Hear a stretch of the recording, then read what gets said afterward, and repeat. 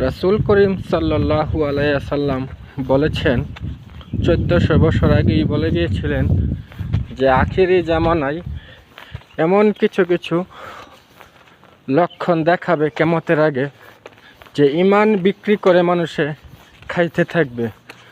যেরকম বর্তমান জামানা কিছু কিছু লক্ষণ দেখা যাচ্ছে।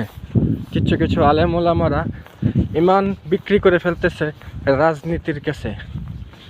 যেরকম কিছু কিছু বক্তারা, কিছু কিছু যারা রাজনৈতিক দল জামাত ইসলাম করে, তারা বলতেছে জামাত ইসলামে যোগদান করে যদি আপনি এই ভোট দেন, তাহলে আপনি জান্নাতের টিকিট পেয়ে যাবেন, আপনি জান্নাতে যাইতে পারবেন। জান্নাতে যাওয়া কি ভাই এত সহজ, এত সোজা? তাহলে তো মানুষ ইলেকশন করে জান্নাতে চলে যাইত। জান্নাতে যাইতে হবে আপনার, এটা হলো মসজিদ।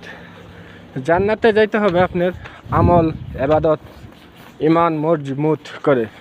আপনি রাজনীতির কাছে ঈমান বিক্রি করবেন না। ঈমান বিক্রি করলে আখিরাতে ঠাঁই পাবেন না। আল্লাহ তাআলা রব্বুল আলামিন আপনাদেরকে হেদায়েত নসিব করুক। জালেম হয়ে গেছে এই লোকগুলো। আল্লাহ তুমি হেফাজত করে মালিক।